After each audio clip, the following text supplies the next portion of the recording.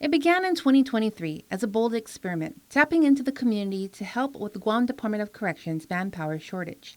Today, the Civilian Corrections Reserve Program is proving to be more than just backup. It's launching careers. DOC Director Fred Bordallo Jr. To the credit of, the former Senator Pito Terlahi, he introduced the bill signed by Governor Liu on the authorization for the Department of Corrections to have a corrections reserve program. And this was back in 2024. We actually had a first graduation of 7 individuals who joined the corrections reserve.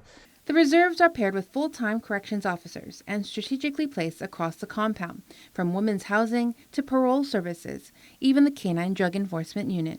As they go through this reserve program and then get trained and then are sworn in, they're teamed up with a full-time officer. And then as they get more experience working in the corrections field as a corrections and part of the security operations of Department of Corrections, they end up becoming interested in joining the Department of Corrections in a full-time basis. Bordallo stresses that reserve officers are held to the same standards as full-time staff. The program also comes with real responsibilities and real consequences. They're screened first. They have to provide us their police clearance. There's a background investigation conducted in our Corrections Reserve. They, under their own costs now, have to pay for a psychological test, right? So they have to go through all that screening and ensure that they're mentally able and suitable to work in the field of corrections, because corrections is a law enforcement field, right?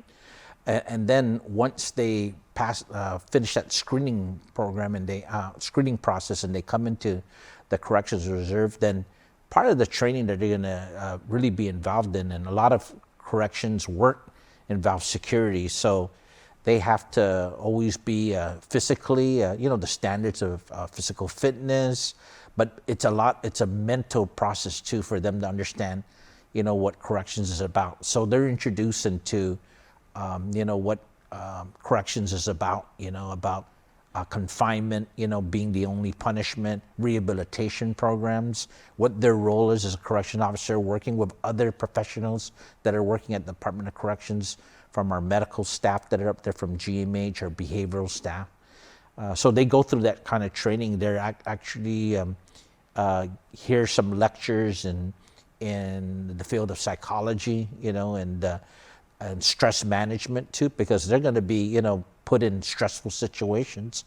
The Civilian Corrections Reserve Program offers $500 a month for 42 hours of service, with a minimum of 20 hours required. Applicants must be at least high school graduates with a valid driver's license. There are tangible benefits you get from being a corrections reserve officer or a full-time corrections